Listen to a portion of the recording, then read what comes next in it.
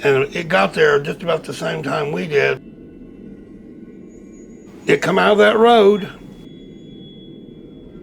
3 feet between the grill of Dennis's Bronco and me looking at it. I know what I'm looking at right away. I know what it is. And so this thing gets in front of the truck. It was not in any hurry to get past us. We were both blown away. We were shocked at what we saw. We could not believe it was happening.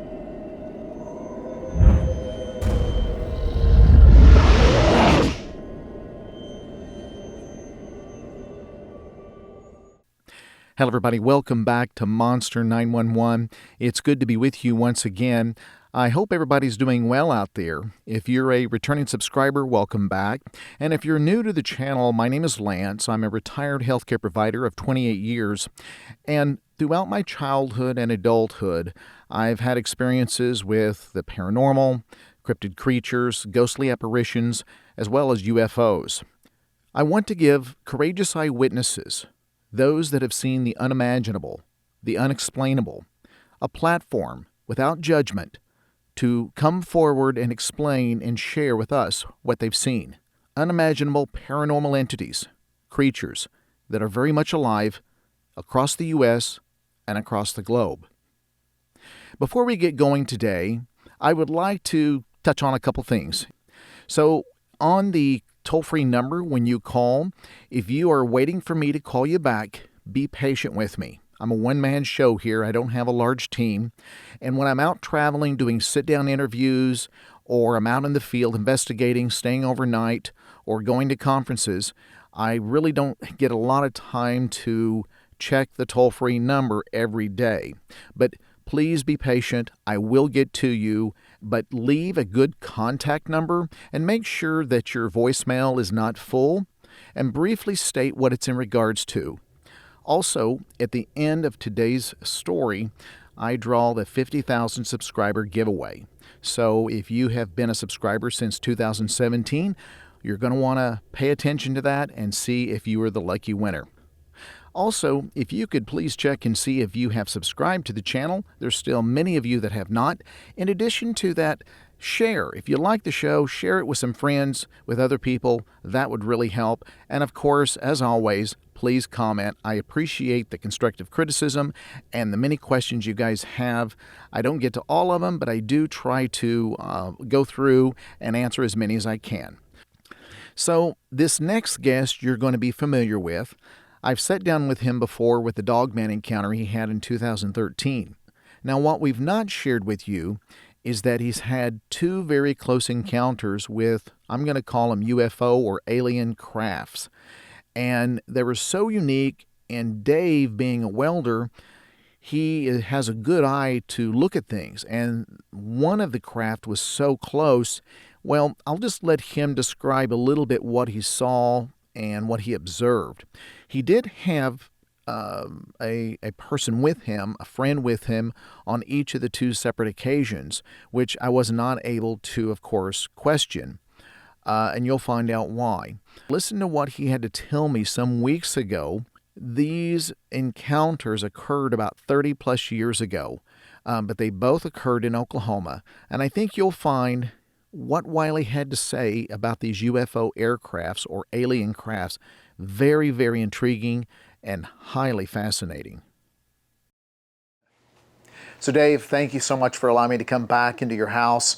The last time we were here, you were talking about the dogman encounter you had in western Oklahoma, but what we didn't reveal to people is the encounters you had and experiences with UFO aircraft.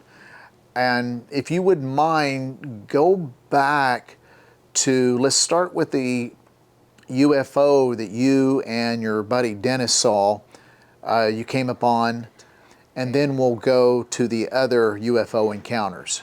Okay, well, you know, I'm out hunting like I always am. I was hunting in western Oklahoma, and we've been out there for the weekend, and this guy that I was hunting with, I mean, a lot of people are going to know him. He's an Oklahoma figure, Dennis Bird. you know, he played for the New York Jets. He was number 90, and he was my hunting partner for quite a while. And Dennis loved coyote hunting. I mean, he eat and breathed it.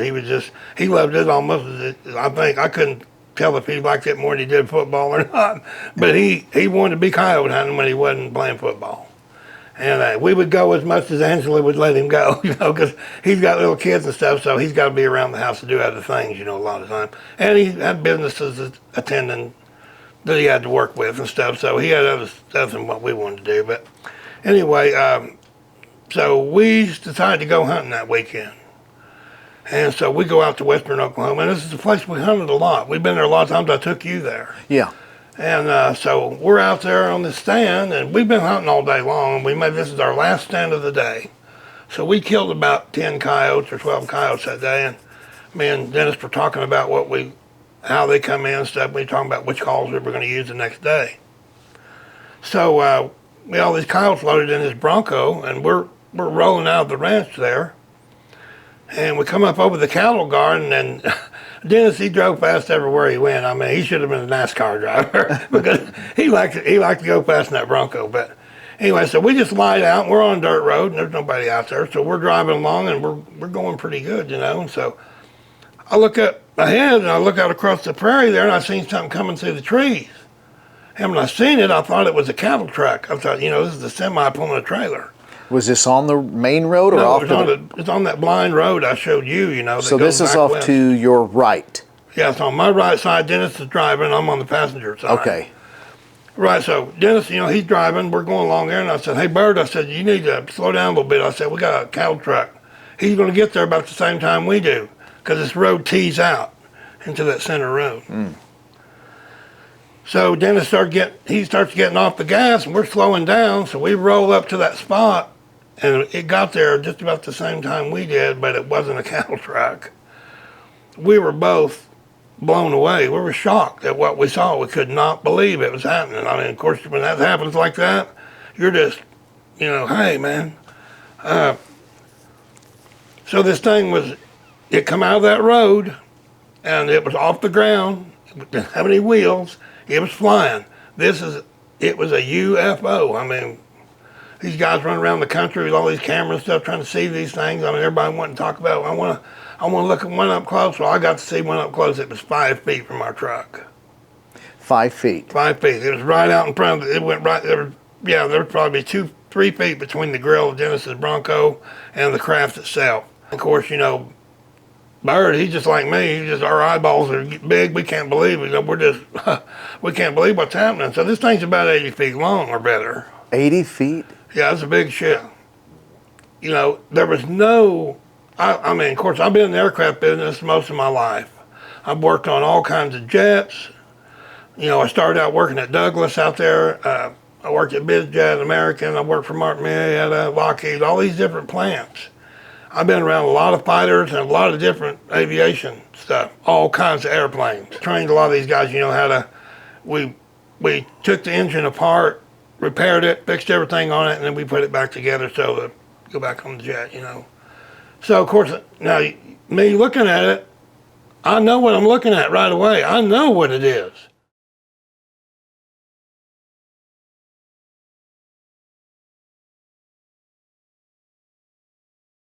So, Dennis is driving. We're in his Bronco, and we're just talking about the hunt and everything, and all of a sudden I see these lights coming down this road that's over here to the right of us. And we step out here where you can kind of see it. And this is the blind road that the ranchers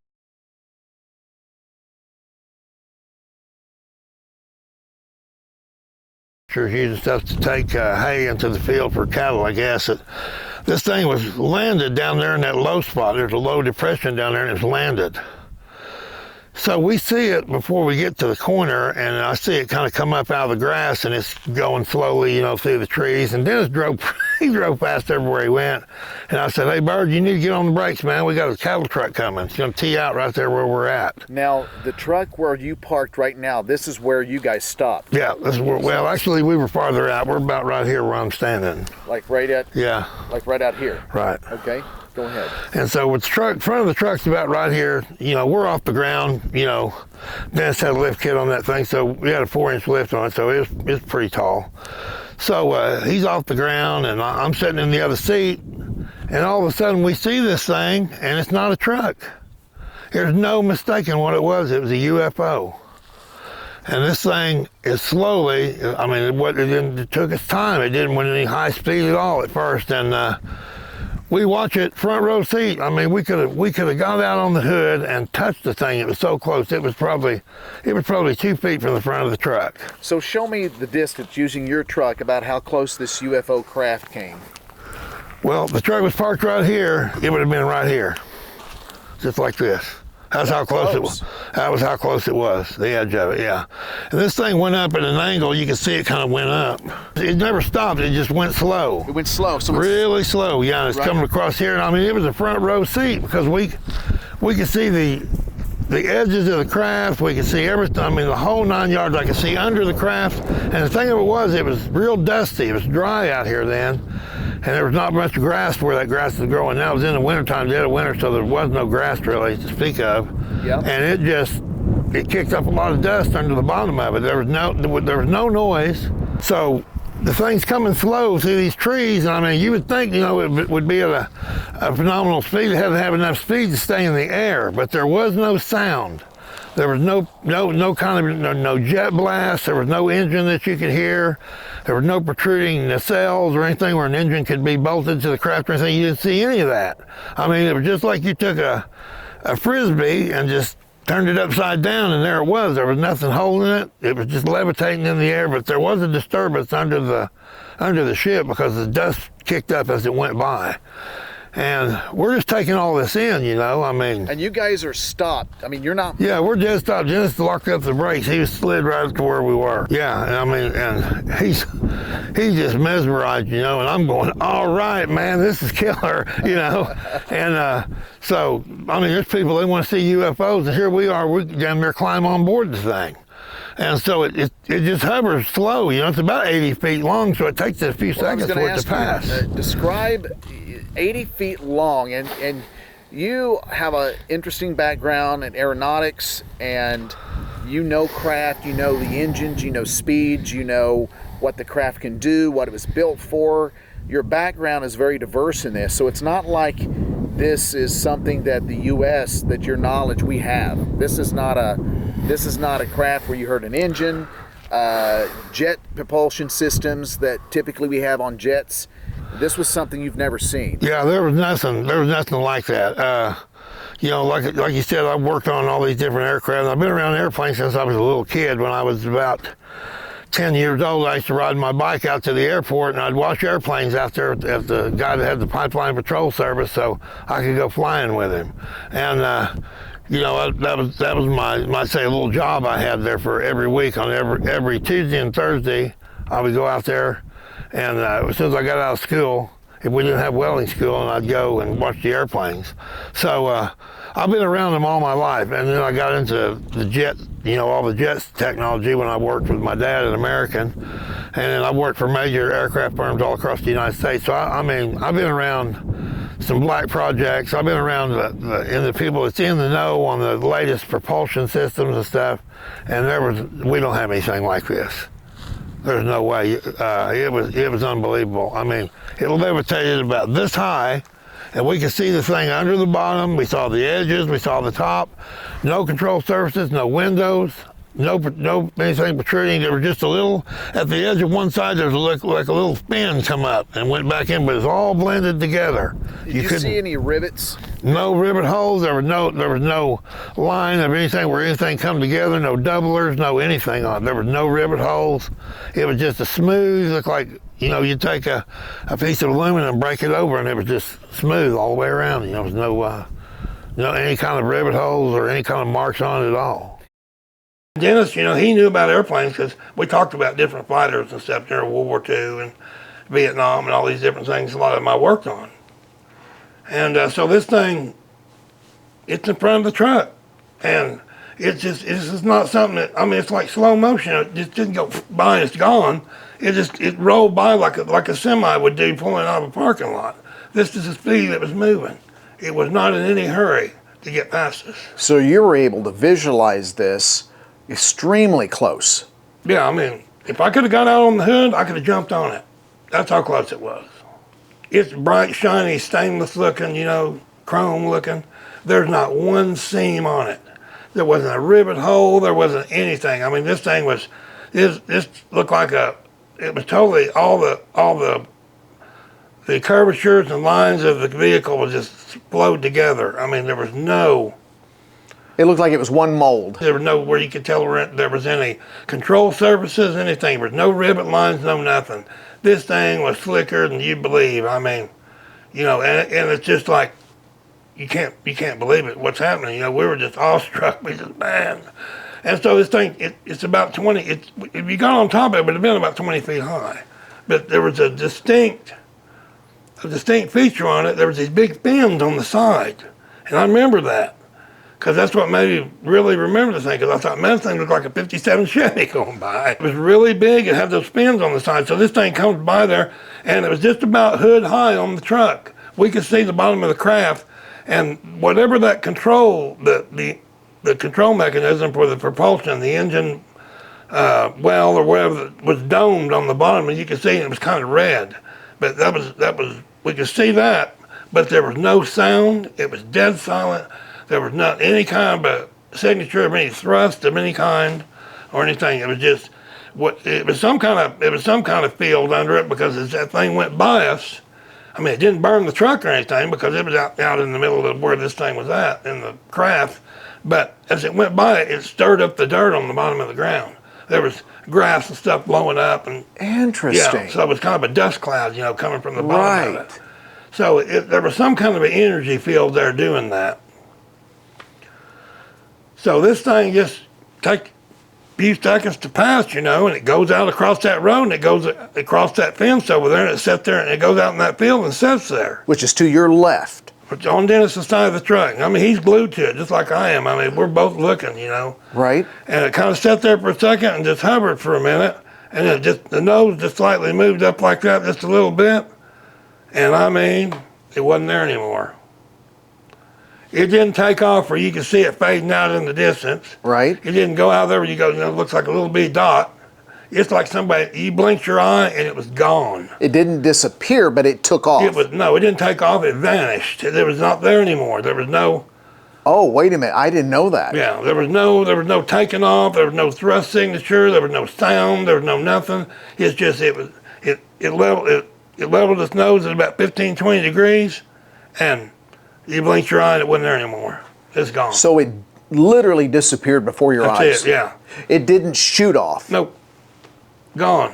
And there was no sound. No sound. No sonic boom. Nothing. So Dennis, he looks at me, and I jumped out of the truck, and I grabbed my Swarovski binoculars, you know, and I'm looking all over the sky, man. I'm looking everywhere.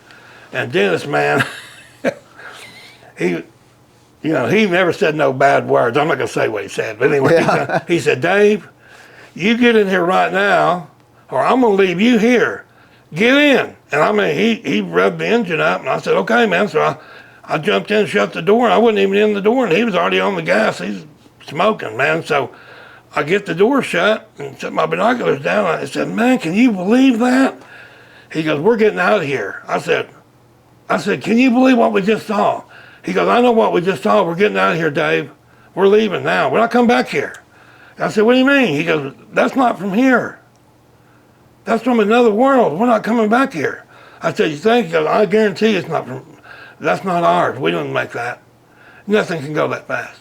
So, you know, he's doing 100 miles an hour on dirt. He was so excited. And those roads, I mean, that's pretty... Yeah, but the roads are pretty good. But I mean, if you lose control, you're exactly, in trouble. exactly. You know, the mule deer jumps out, and this was a good driver. I mean, it just went. But I said, he was just excited. I said, hey, Bird, slow down. I said, if a mule deer jumps out, we're dead. I said, we'll lose control of the truck, man. I said, calm down. He said, you're not excited from this? I said, well, yeah, I'm excited. I said, but you need to calm down. I said, what's got you so rattled?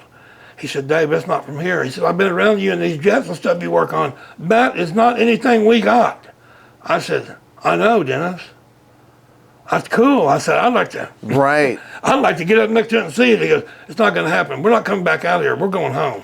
I said, Dennis, we're not going to go home. I said, we came out here to hunt, man. So I had to talk to him all the way back to the hotel. He was really rattled. Of course, you got to understand, the people that knew him real well, he was extremely religious. And Dennis was a good Christian guy. And I mean, he could quote the Bible to you. He knew every word in it. I mean, he could have been a preacher, I guess. He was very, very knowledgeable on the Bible. You know, a lot of times when we go hunting, he talked to me about the Lord and stuff. Because back then, I mean, I was saved and I knew the Lord and stuff, but I wasn't into it like Dennis was. Right. So he was always trying to get me more into it, and he really did. He got me more connected with it. So I am now. But so we got to the hotel, and he was still breathing pretty hard. I said, Bird, man, you gonna be okay? He goes, yeah, Dave. He said, I'm just rattled from that. He said, the Bible doesn't talk about something like that. I said, well, it kind of does. I said, in Ezekiel, it talks about the wheel in the sky. That was a UFO. People don't want to say it is, but it is. That's what it is. You know, it talks about the thing turning. It was bronze looking and had fire on it and all this stuff. I said, that was a UFO. Now, we don't know if it was an alien craft or whatever, but I said, I think it was something that God sent, because they say that it came here, you know, and it didn't harm anybody. It was here to so the Israelites and whoever it was there could see that thing.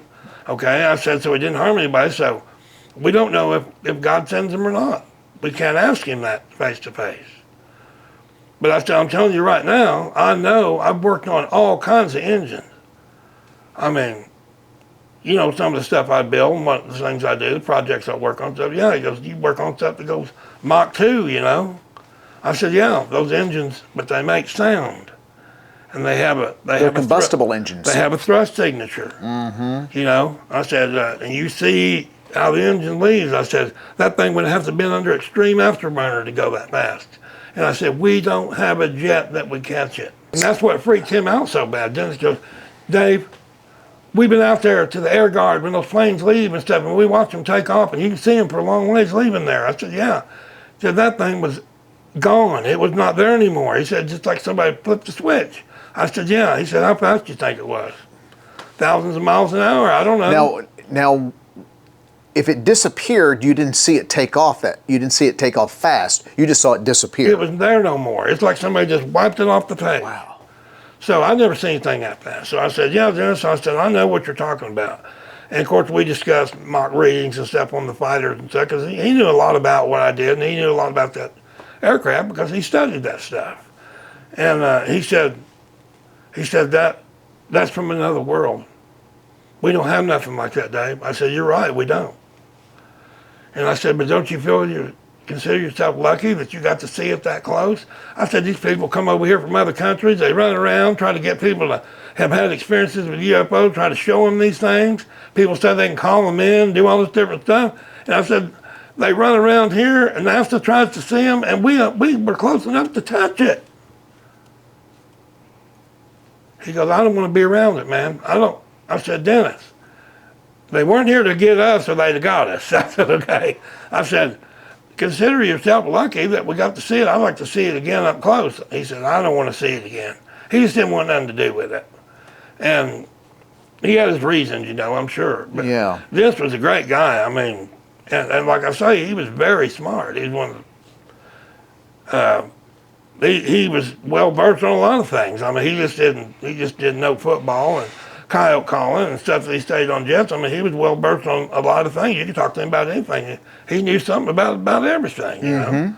And he's a really smart guy. And so we talked about that quite a bit, you know, and he said, Dave, I just don't feel comfortable being out here with that thing out here. I said, Dennis, we don't know where it went. I said, evidently it wanted to get away from us.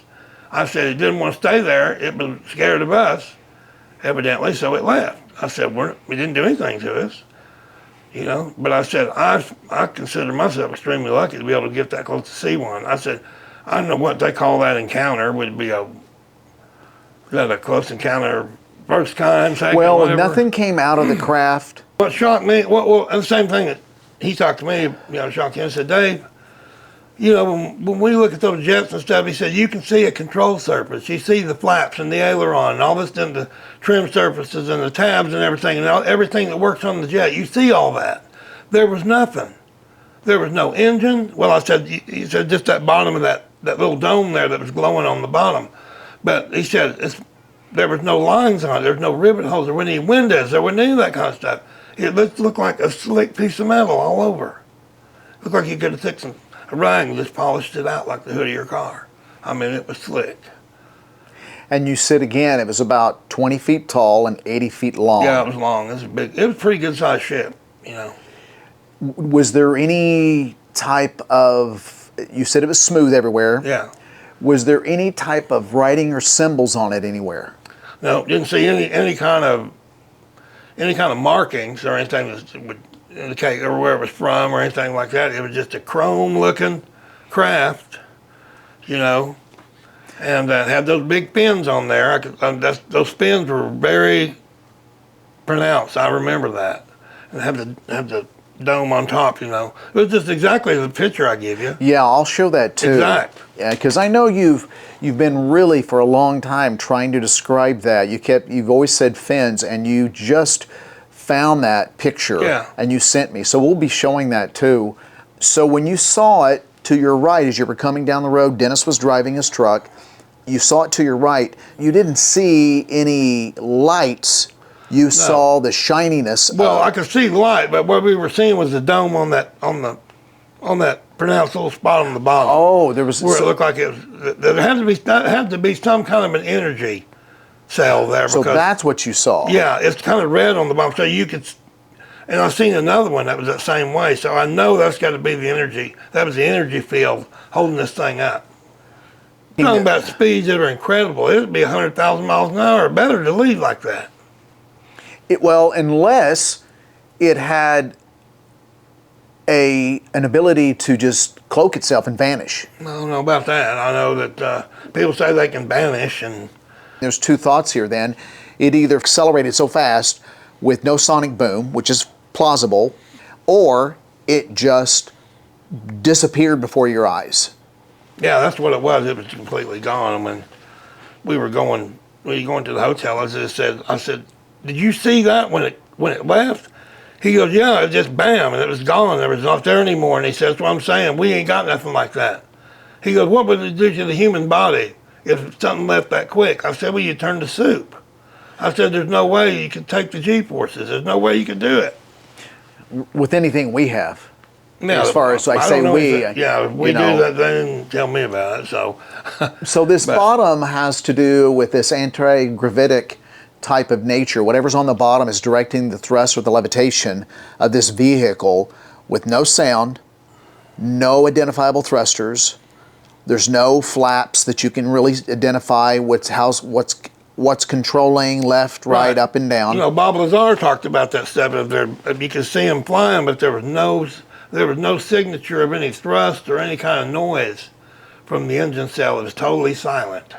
You know, and these things could do all kinds of maneuvers and move around and stuff. So, you know, they tried to discredit him too. With that guy, he knows what he's saying is real.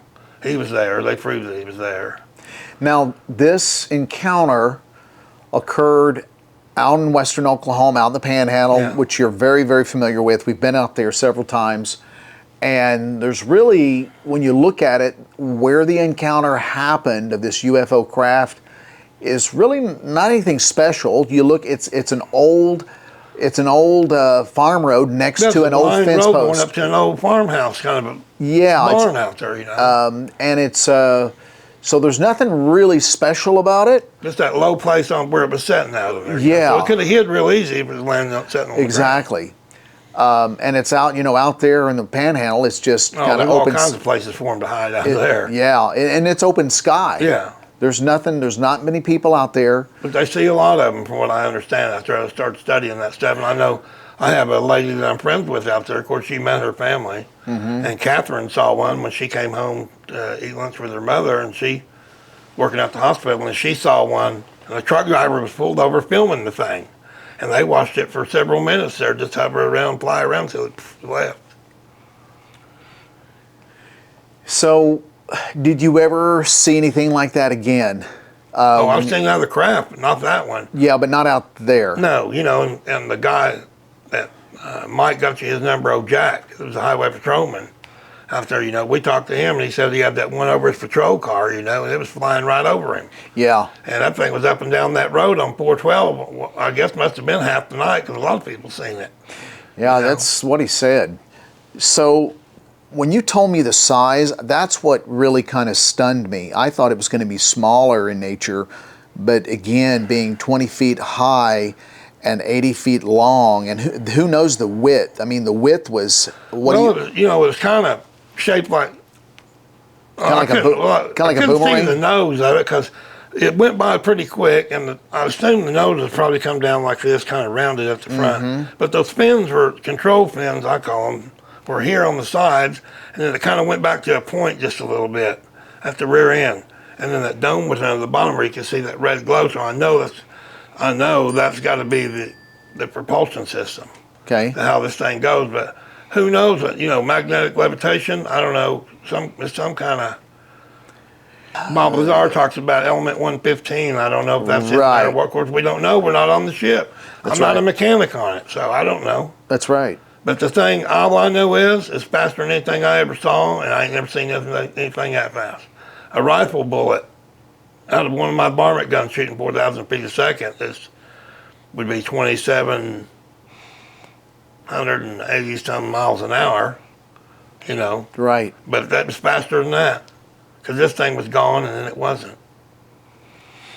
So anything could take a dead stop, and then there it isn't there anymore. I mean, how would it cloak? I don't understand that. Well, I can't describe. I'm just saying that some people, that's what they talk about. Well, they say that, but I've never seen one do that. Well, and here's my thoughts. If it can, we have all these questions. Is there an element like 115 causing this to levitate, to have anti-gravitic type of levitation? Well, obviously there is, because you guys saw it. How was it built if it wasn't put together piece by piece in rivets? We don't know, but you saw it.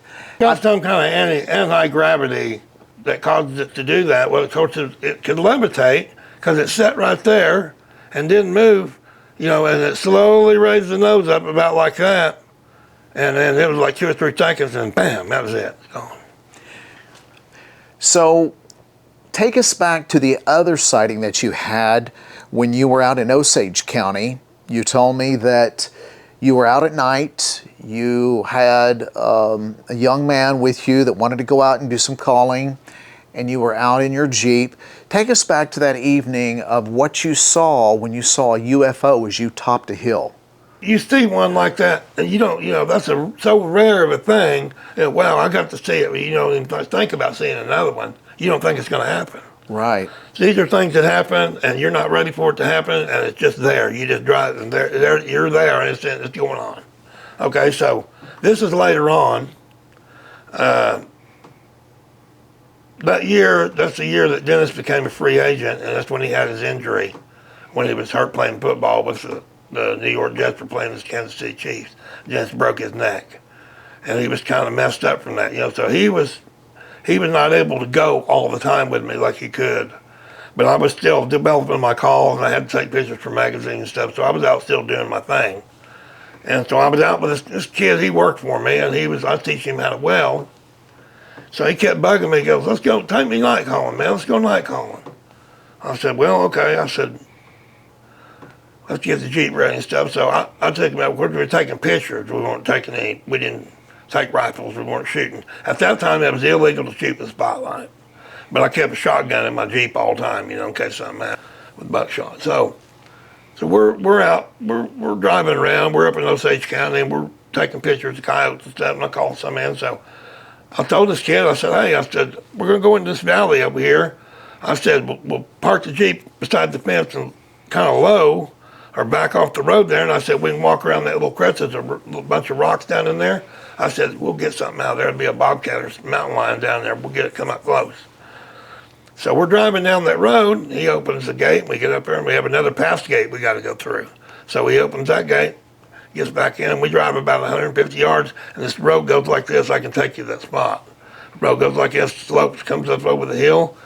As soon as we drove over the hill, you ain't gonna believe what's there. There's a UFO on landing gear sitting in that little valley. Sitting right there. I like to fell out of the seat. I couldn't believe it, 2 in a row, you know. And we drove up there, and I drove the Jeep down the hill a little bit. And I said, man, look at that. This is unbelievable. I'm putting the Jeep, I slow the Jeep down, I'm starting to put it into park, you know. I was just gonna get out. He goes, what are you doing? What are you doing? I said, I'm gonna get out and look. He goes, you're not looking, we're getting out of here, Dave. You're crazy. I said, what is wrong with you, man? I said, this is the opportunity of a lifetime. We got to get out of here, man. What if they come out? What if they come after us? I said, well, I guess we'll have to go with them. So, you know, I said, would you like to fly in a flying saucer? You know, he goes, no. You know, so he's absolutely losing his mind. So I wanted to go under and look at it because this thing was high enough we could have drove under it. We could have drove the truck under. You told me one time that when you came upon it, you were driving with just your parking lights. Yeah, I just have the regular lights on the Jeep. And that's what we do when we're out in Western Oklahoma. We drive with the parking lights. I put the driving lights on it. I kicked those. Oh, you did? Yeah, I had those big KCs. I put those lights on it, man, it blew that thing up. You could see all how it was shining and stuff. And this kid lost his mind, man. He just went ape shit. Was there any lights on the underbelly of this? No, it was just sitting there. And I couldn't believe it. So it was high enough off the ground with the landing gear, you said you could drive under it? Yeah, we could have drove the Jeep under it. That's huge. So, you know, I said, man, we need to look at this. We need to get a good close look at it. He goes, you look at it. We're leaving. Let's get out of here, man. What if they come outside? I said, well, we'll get to see them. You know, why are you so afraid? You know, so he was in tears, man. I said, okay. So I get back in the truck. You said that he got down in the floorboard too, did you not? Well, yeah, after the second part of it. So I said, okay, man. I said, I don't have a camera. I wish I had a damn camera.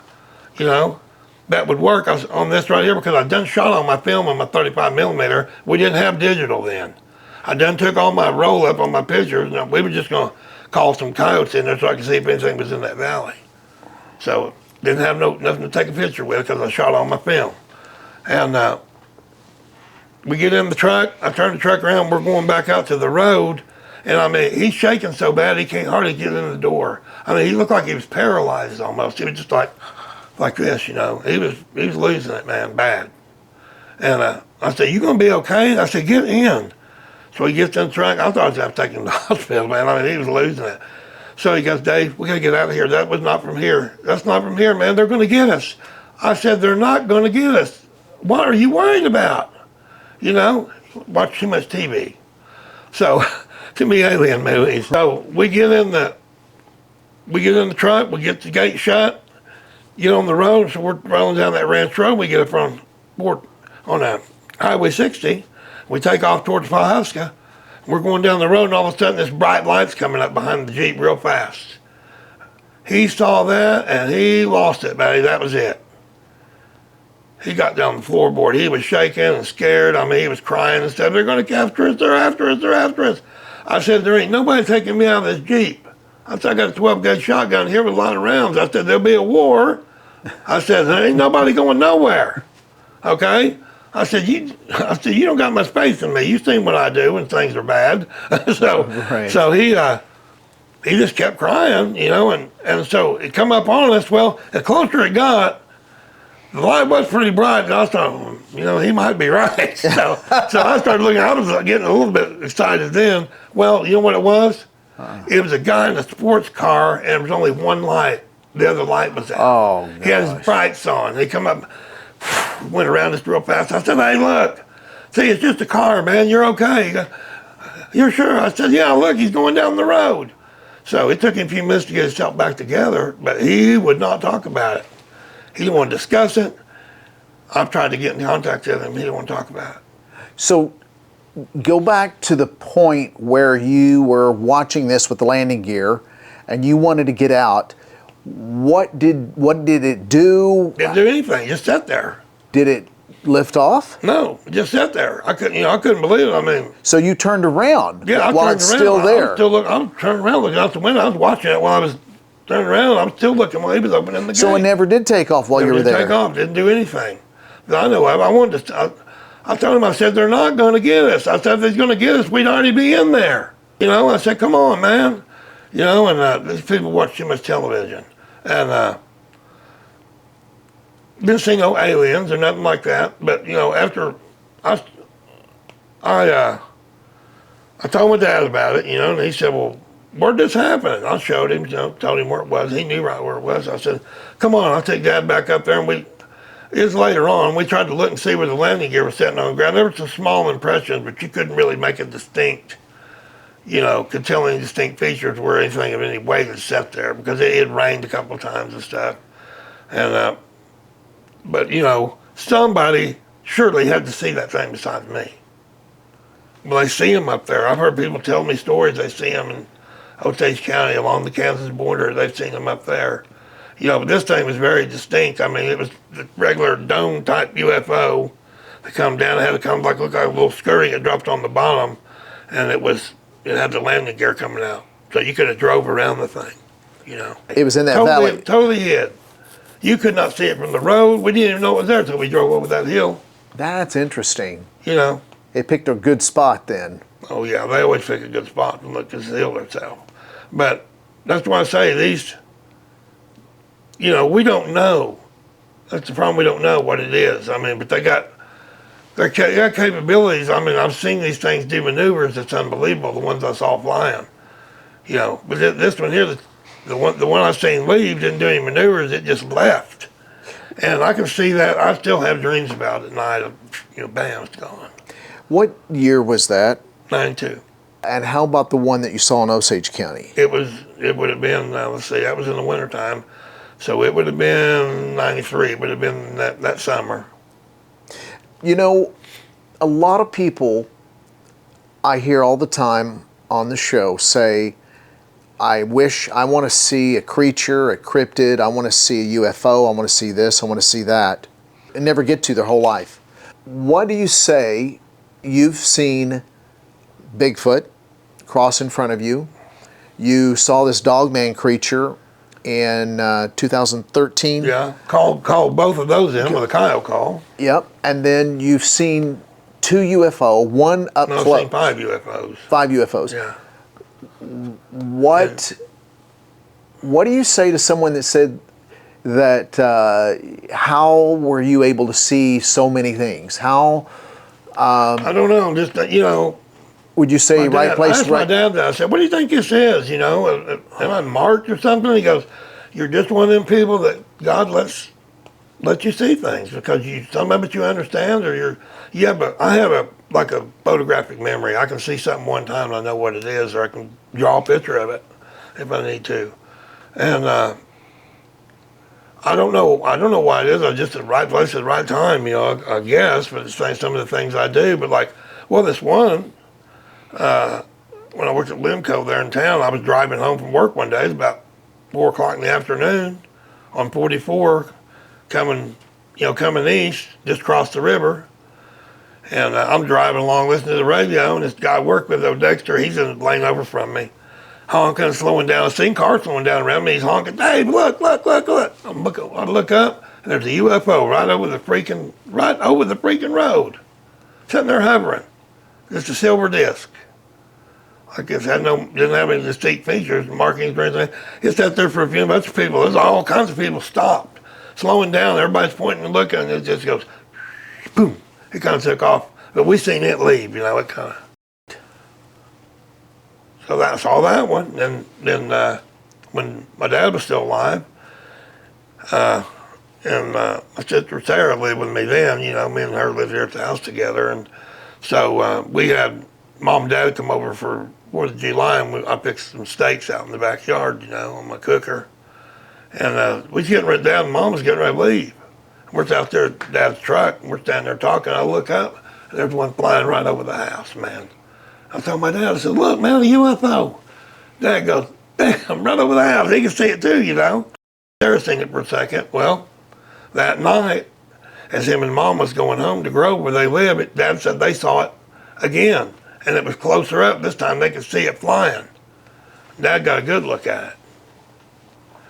same kind of a red looking power signature or whatever that was on the bottom. I remember because the one I seen, when you could, I just saw the bottom of it, but you could see it. It looked like it was just like molten lava on the bottom of this thing going around.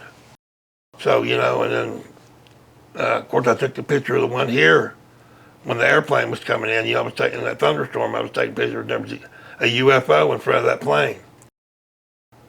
You know, so I don't know how I get to see them like that. I'm wanting to. I'd really like to get good pictures of one.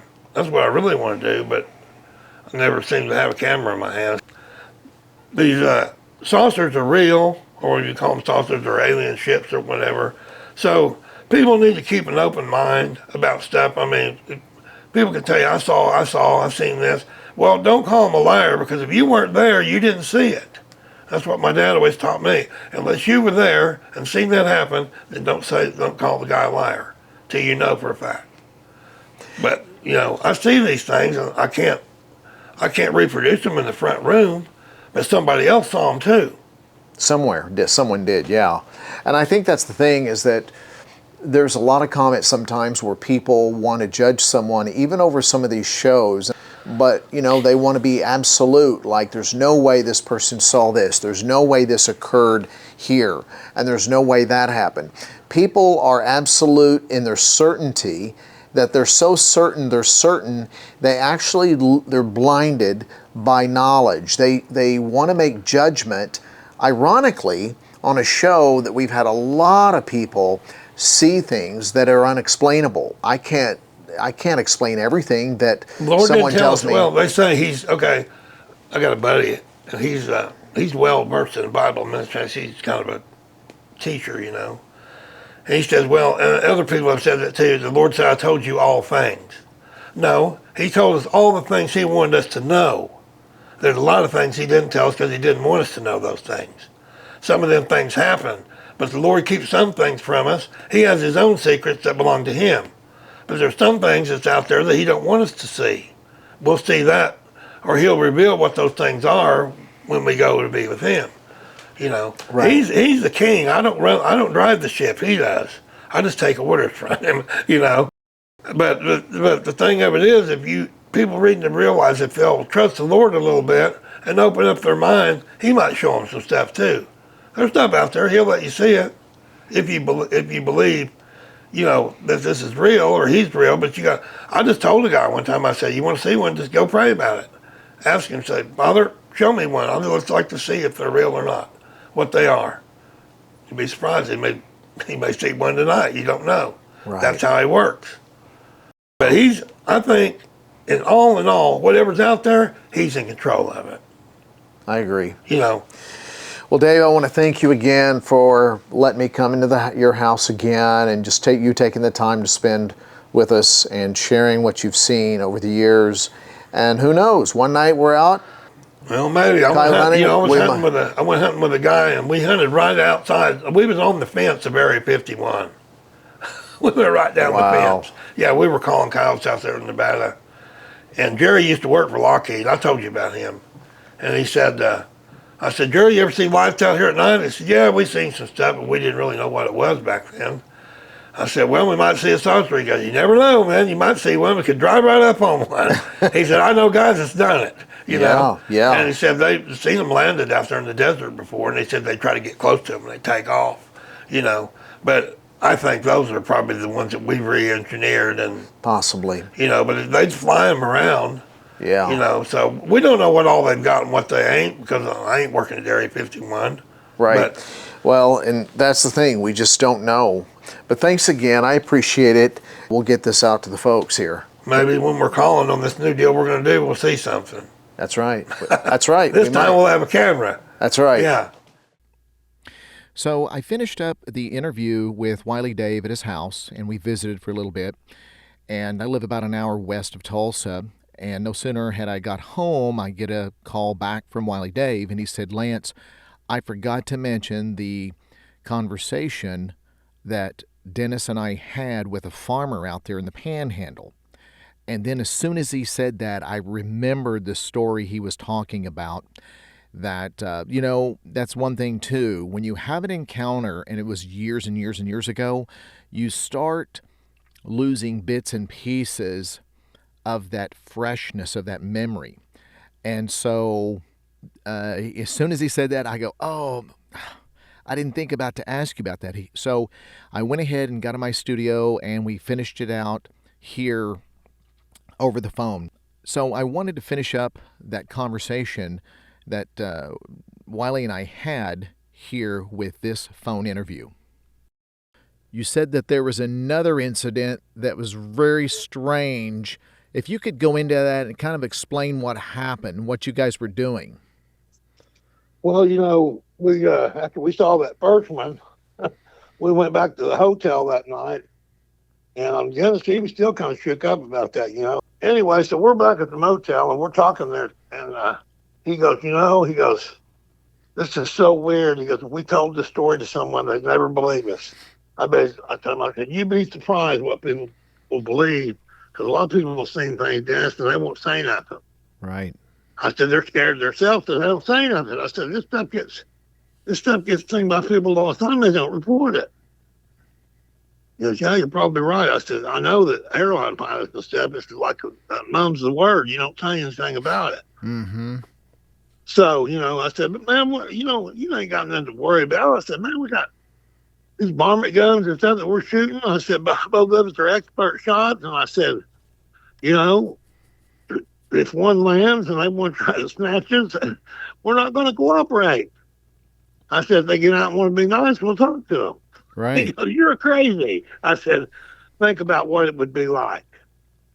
I said, it'd be unbelievable. But I said, they're probably not going to, you're not going to see them again. They're not going to be back. So, we said, okay. So he kind of calmed down. We got back to talking about varmint calling again. So I said, okay, tomorrow, man. I said, we're going to call back till midday. And I said, I don't want to go over. I don't want to get permission to call that guy Canyon over there. I said, Lauren knows that guy. I'll have to call him and see if we can go over and talk to him. I said, okay. So we went hunting that next morning, and we got, we called in 3 or 4 coyotes, and it got along about trying to think about doing another stand. I went to call him. I said, let's see if we can go after these bobcats over here in this canyon. So he was all about that. So I called Lauren, and Lauren said, yeah, no problem. So he said, and I think this guy's name, I can't remember the name. I mean, it'll come to me later. Yeah. But it wouldn't. But anyway, he was a welder. And, he worked at that plant there in Woodward. And so we pulled up there and talked to him, and for a minute, and he kind of, he talked to us, and he said, well, he said, I thought about it. I want to call me. I kind of thought about it. And I looked up there at the house, somebody's peeking out of the window up there looking at us. Okay. Now this is still in this is still in the Panhandle of Oklahoma. Yeah, we're just up the road from where I took you, Right. And this was on the same road. I mean, it's 1 mile section over from where we were at, where Dennis and I saw that craft. Oh, okay, fairly close then. Yeah, so so we're let's come after I'll show you the guy's house. Okay. And so we get back on the truck and we drive over there to the guy's house, and he got there working in his shop. And we get out, and both of us got desert camo on it. I looked at him, I told him who I was. He goes, yeah, I said, I know you. He said, you're pretty famous in the hunting industry. I said, yeah, I guess. And he said, this other fellow, I said, this is Dennis Bird. He plays for the New York Jets. He goes, really? I said, yeah, number 9. So we shook hands and kind of talked a little bit. And somebody was looking out the window. And he said, I thought about it a little bit. He said, you guys are kind of scaring my wife. I said, well, where is she? He goes, well, she's in the house. He said, maybe we don't need to do it right now, So he said, he was welding on some truck wheels out there. He's out he's out at the barn or something. Yeah, he's got a shop there beside his house. Okay. Okay. Out there's like a little welding shop. I told him, I said, yeah, I said, I'm a welder too. I said, I work in that same plant that you work at all the time. He said, yeah. I said, I worked with Worldwide Welding. I said, a buddy of mine owns that. And I said, we go in there time to time, change out piping and do all this stuff. And he said, yeah. I said, I remember those guys being in there and stuff. He said, but, so he said, well, I'm really going to pass on this thing today, I said, well, okay, man, I'm sorry. So we walked back, we're walking back to the Bronco, and Dennis keeps getting in. I said, wait a second. He goes, what? I thought they'd been thrown off of nowhere. I said, people just tell you no, but they don't just abruptly throw you out. I said, so we did something wrong. I want to know what we did. Yeah. So I said, I'm going back and asking him. He goes, Dave? I said, no, just trust me. Come on. So I said, say, I don't know if this guy's name was John or something like that. I told him, I said, say, man, I said, I'm not trying to be argumentative or anything, but I said, I've never really been thrown off to anywhere. I said, if I did something to offend you or your wife, I'd like to know. I said, I'm not that type of person. I don't try to go around doing things like that. Right. He said, well, he put his hood down. He said, let's talk a little bit. I said, go ahead, whatever you want to talk about. He said, you're a good shot, Dave. He said, I follow some of your articles and stuff. Lauren talks about how you can shoot that rifle. He goes, you see that window right there by that tree? I said, yes, sir. He goes, that's my bedroom window. He said, now look down there, follow the fence line and go down there where it just drops off that little crevice there in the ground. He said, how far is that? I said, from your window? He goes, yeah. I said, about 250. He goes, you're right, it's about 250. He said, I was asleep one night here about 9 months ago. He said, I was going to sometime. He said, I sleep with that window open a little bit. And he said, it was late at night, I get home, from the plant there. He said, I get home about 12:30. Mm-hmm. He said, I went in there and just grabbed me a little snack. And he said, went in there and went to bed, And he said, I got up the next morning. And he said, it was on a Friday night. He said, I got up the next morning. And he said, I'm walking down that fence line, just checking the cows, looking on them. He said, I'm looking out there, and I've got about 15 of them dead. I said, what? He goes, yeah. They's all scattered out, laying on their side. They're dead. He said, I jumped through the fence to see what the hell's going on. He said, started looking at them. He said, somebody had cut parts off of them. I said, you mean somebody that was hungry or something, was cutting hindquarters off or something? He goes, no, it ain't like that. He goes, this is surgical stuff. He said, this is that kind of stuff you hear about. I said, this was happening right here. He goes, yes, sir, it was. So he said, they only took like the lips and they cut the eyeballs out. And some of them had the stomach removed and stuff like that. But you could see where it had been like a precision knife. Like, you learn a doctor, you got to cut stuff with scalpels. You know what that looks like. Yeah, clean cuts. Right. No ripping. No right. It's just smooth. I mean, it's like a thread, Right. And I said, well, what do you think? He said, man, I don't know. I was baffled. He said, you think there's not many cows laying there in the places they cut them, there'd be blood everywhere. He said, not one drop. I said, you kidding me? He goes, nope. He said, there was no blood. So I turned one of them over and said, they're surgically done. Believe there's no blood. And he said, you think that it would be a gusher, but he said it wasn't. And he said, I didn't know what to do. So he said, I called the sheriff. And he come out here and looked around. And he said, yeah. I said, this kind of thing's going on out here. He said, it's going on in other counties too. He said, what is this? He goes, well, this is some of that UFO stuff. He goes, what? He said, yeah. So then he gets more in depth. He said, I've had some trouble already with that. He said, well, they're visiting you. So he told this guy, and he said, well, what's the deal? He said, I was at the plant working. And he said, I had my truck pulled in there. And he said, I was working on a pipe spool there, capping some 6-inch carbon. And he said, the foreman come running out there in a big bang and told me there's something going on at my house. I need to get home right now. I said, emergency? He goes, yeah, it was your wife, and she sounded kind of hysteric. So he said he didn't bother rolling up the leaves. He just dropped them off the truck and fired her up, shut the toolbox up, and took off. And it's about 30 miles from that plant to where he lives. Okay. So he burnt the road up getting up there. Yeah. And I didn't know that Lauren was involved in this. So he never said anything. So, a lot of times people won't say nothing unless you ask them about it. Right. So he started telling me, I said, well, what's going on? He said, well, I jumped out of the truck. And he said, I ran into the house there and I started hollering for my wife. He said, I couldn't find her. He said, she wasn't nowhere. Car was in the driveway. He said, couldn't find her. He said, I got worried. So I called Lauren. Lauren and his wife come over and a couple other people down the road. They had about 10 people over there. And they was looking all around, they looked everywhere, in the closet, the attic. He looked all through the shop, and they thought she might have walked out and checked the couch or something and fallen in a crevice or something, Right. We got tangled up in some sagebrush and fell down, so they was over there looking. Everybody scouring around looking. Nothing. So they was inside the house there, and one of the other ladies, the farmers' wives, you know how you just gradually just do something, like rather abruptly. She just opened the cabinet door below the sink where you put a trash can or something. Right. And she said, oh my God. She goes, look.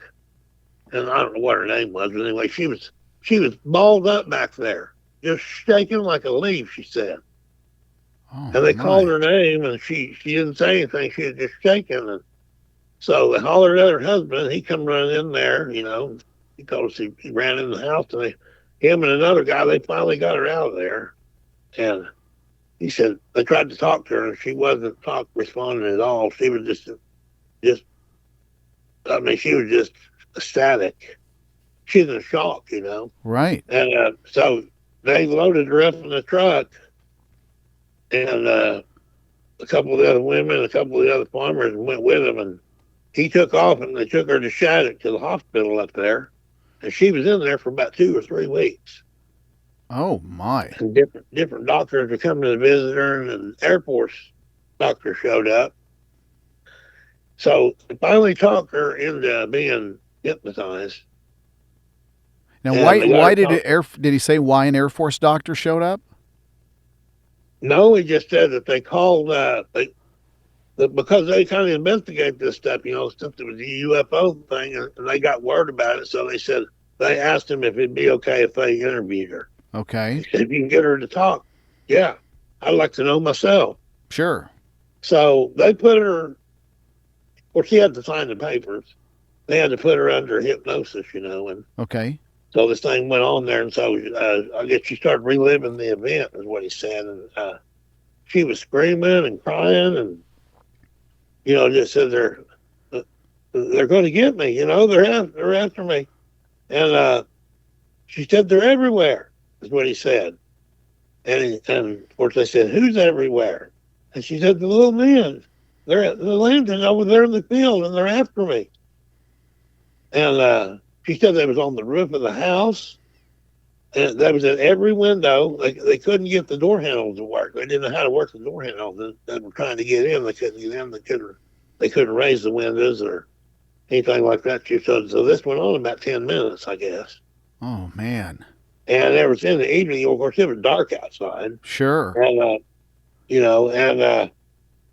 so she told this story. And these doctors in their hospital, they just couldn't hardly believe it, And then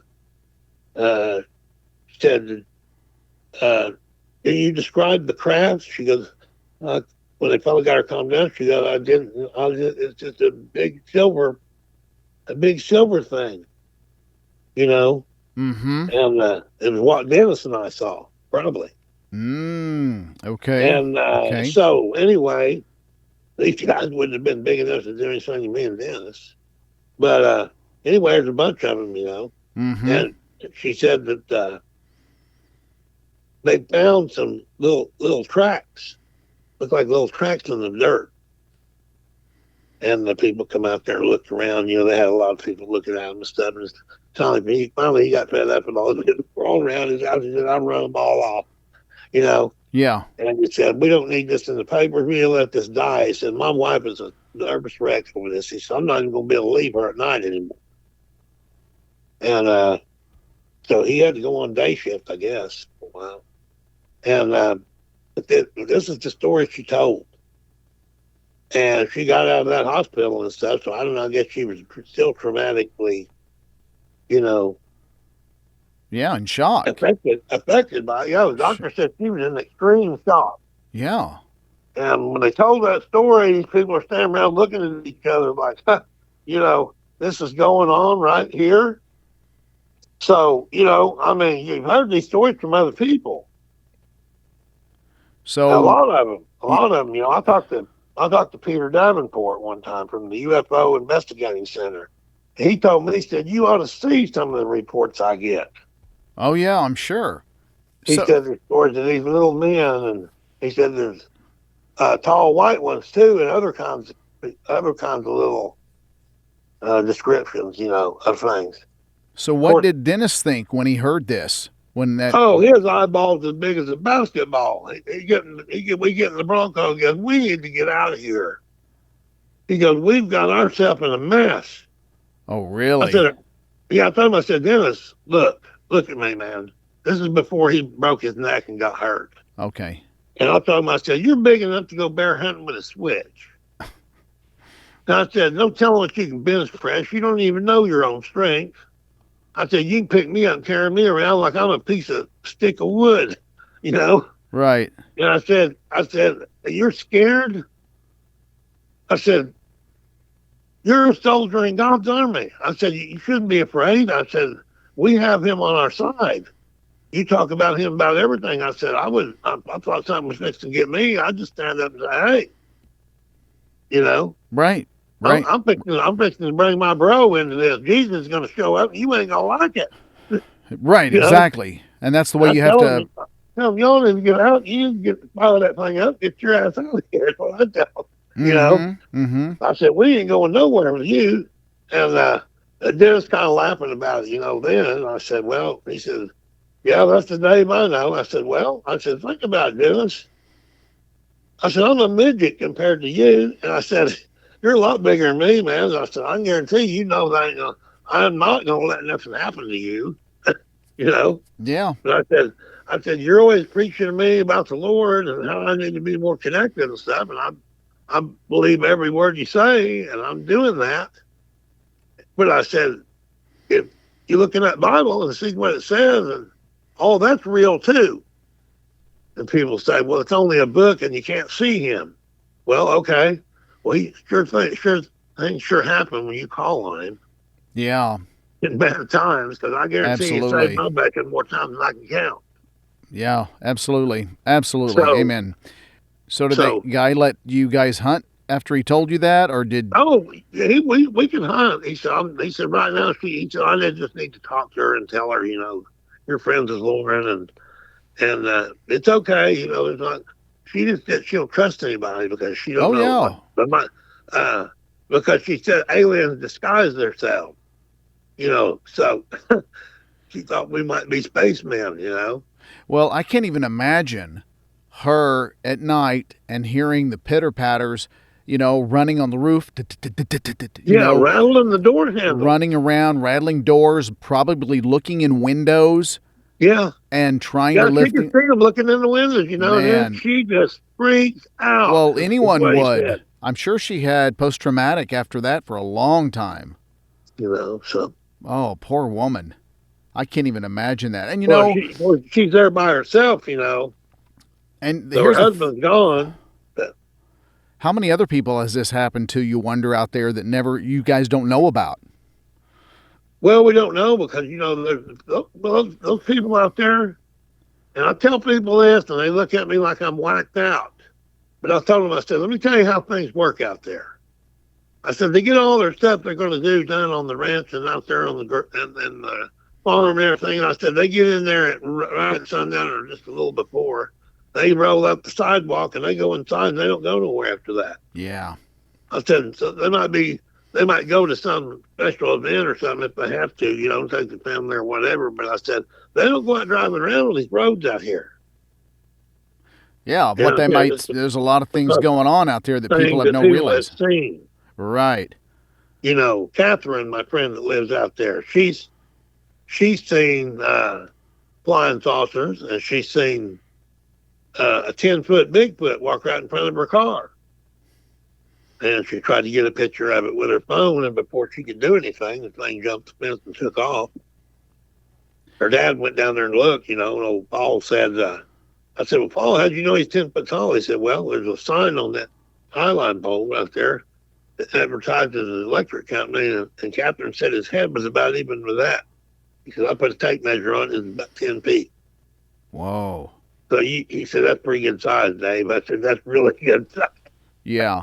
Well, I had talked to some people back last year and the year before that were workers out on these remote locations in Oklahoma and Texas, out this oil and gas, like they're drilling for a well, like a derrick. Yeah. And some of the guys I talked to, there was one group that were Hispanic guys, and they just said that it gets close to, of course, they're working all year round, but especially in the winter when it starts getting a little dark, they're out of there because they've seen things out there that start after dark, and they don't want to be out there. So they start leaving when it's daylight still. Well, I used to work I'd go over when there was contracting. I was in the pipe fitters union. We'd go over there and work at Uligaw. Yeah. Okay. On the units down there, and I was talking to the guys in the maintenance down there and stuff, and same thing at GRDA. And a guy there he was a big deer hunter and stuff. And when I was a inspector, state wellness inspector, old Joe Hunter, he'd come over and toss the gamma ray, and he'd bring us well tests down there and stuff, and we'd have to x-ray them. Dang, them guys x-ray them. I'd have to cut them up sometimes to do a bin test on them and everything. Joe, he brought all that stuff to Pete's shop over there. We do that. And we talked about hunting the whole time because he's a big deer hunter, Mm-hmm. And he told me, he said, them guys over there they'd be up on top of the steam drum, up on top of the turret deck up there and stuff, and they'd come out there and go up on the steam drum and look around. Some of them guys seen him walking down the river down there. Man. So imagine being up there working, watching one walk by. Yeah, well, that happened on one interview I did some years ago with a lady outside of, it was west, southwest of Oklahoma City. Not Maud. It wasn't Maud. Mustang? No, this is west, southwest of, it's south of Shawnee and kind of southeast of Oklahoma City. Well, look, Mustangs were Dennis's from. And it's a small little dinky town. Yeah. And she was out, it was during the winter and it was icing, and she was having a hard time. Her windshield wipers were broken. So she rolled down her window and was trying to wipe the sleet. And so she finally stopped on this red, muddy road. And when she stopped, there was a Sasquatch that stood up from the ditch. Right by her? Right to the left of her on her driver's side, stood up, walked in front of her little vehicle. She had like a little S10 truck, and it slipped as it was walking, and it pushed in her hood so she could see the fingertips of this creature. It put its hand out so it wouldn't fall. It slipped. Dented the metal. It slightly dented her hood, and so she got a quick look at the fingernails and its hands, and it looked at her when it stood up, and then it didn't look at her, crossed in front of her, stuck out its hand on the hood, kept from falling, and it kept walking across the road, and she stuck her head out, and she could see the steam coming off of it.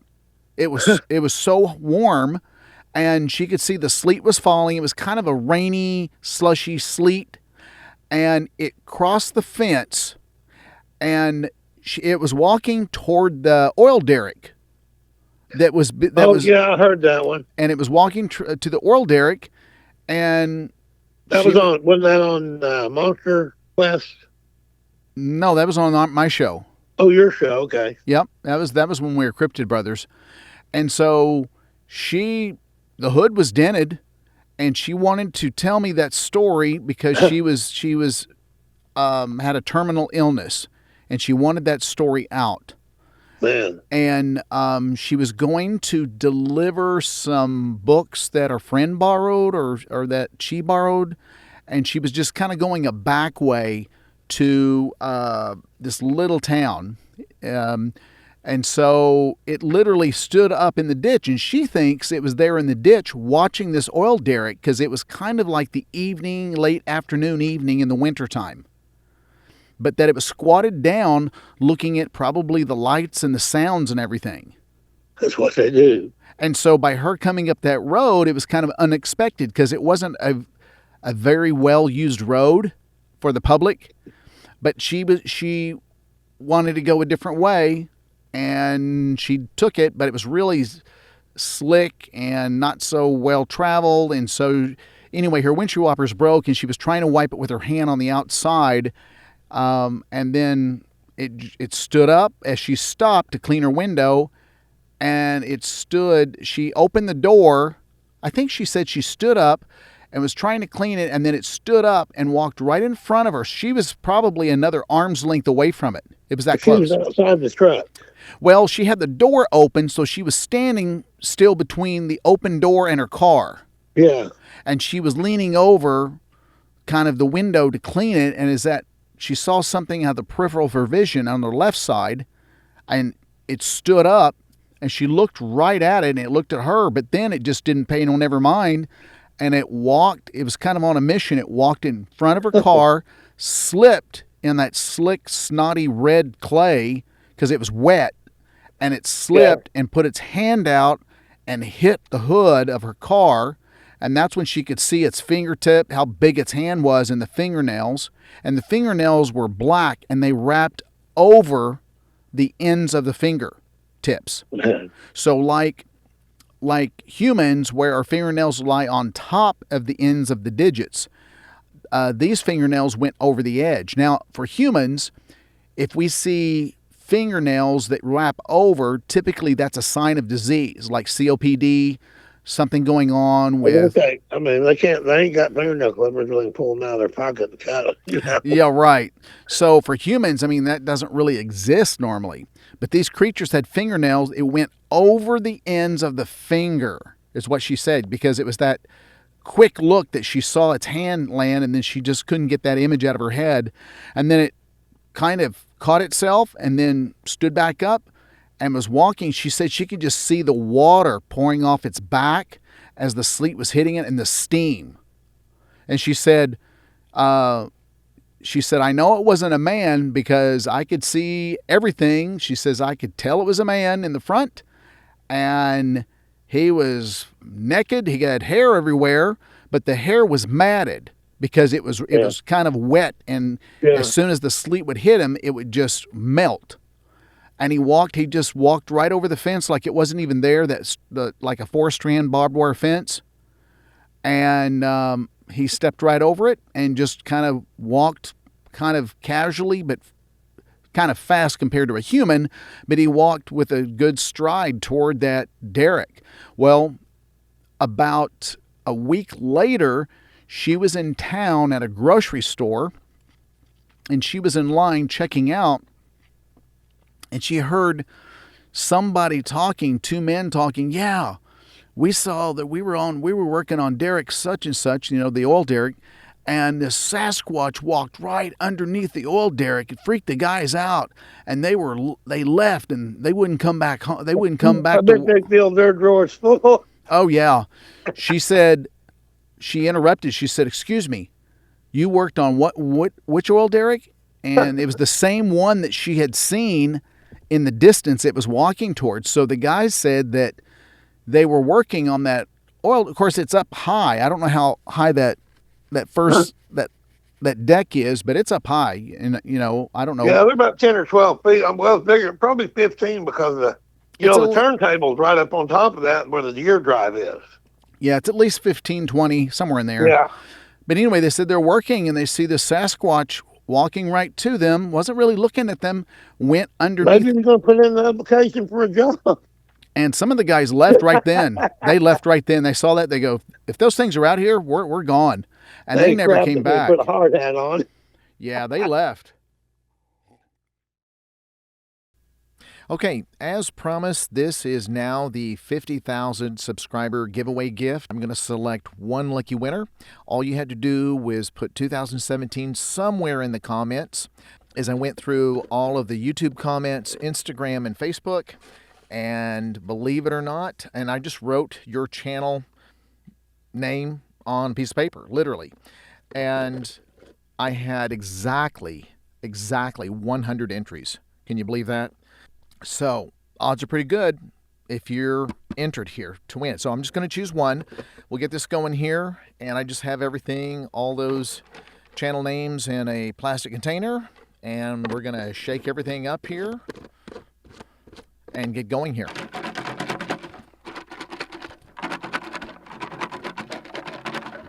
Okay. And going to go through, and who's this person going to be? Okay, got one. And I need my spectacles. Okay, funny name here, but it's gas_station sushi. Gas Station Sushi. So congratulations, Gas Station Sushi, and that's _station sushi. What I want you to do is go ahead and send me your address where you received your mail, and give this to me at monster911podcast@gmail.com, my email. Give me your address where you want this shipped. I'll give it to a packaging company. They're going to package it up nice and tight and safe for you, so you will receive it. Congratulations to everybody. I appreciate you participating. I appreciate you being a longtime subscriber when we were Cryptid Brothers Investigations of Oklahoma. I have one of the old shirts on right now. So, thank you guys so much. I do appreciate you all those years hanging in there for me and just being a part of the channel. You guys are like family. I see your channel name and I just kind of know who you are. Any new giveaways that we have, everybody's going to participate. So until next time, guys, take care. Okay, guys, I just wanted to do a brief summary here of what did you think of the show? What did you think of the sighting that Wiley Dave and Dennis had out there in the Panhandle of Oklahoma? I thought that was incredible sighting, and that I thought it was intriguing that Dave was, his background being a master welder, he was able to look at the seams, and was there any rivet lines? He said it just looked like one solid molded piece of metal with no sharp corners. Everything was rounded, everything was smooth, and I thought that was really intriguing. How he observed what they both observed as it went in front of the truck. I think the proximity, how close it was to the truck. Wiley Dave said if he was standing in front of the truck and he had one hand on the hood of the truck, he could have reached out and touched the craft too at the same time. And of course, his partner Dennis was in shock, and that how it took off. See, I was always under the impression that it just just took off in a blink of an eye, just right? But Wiley said it was just there and then it was just gone. And I said, as you heard, like it just disappeared. Like it either was so fast in its takeoff, or it cloaked, or it just disappeared before our eyes. It has an ability just to appear and disappear like that. So, but there was no noise, there was no shock wave, nothing. And Wiley said that there was a little bit of, as the craft was coming in front of them, coming off that old fence line, and it just kept moving in front of them fairly slow. There was no sound, there was no lights, there was no, as you heard, I asked if there was any symbols or any markings on the craft. He said no.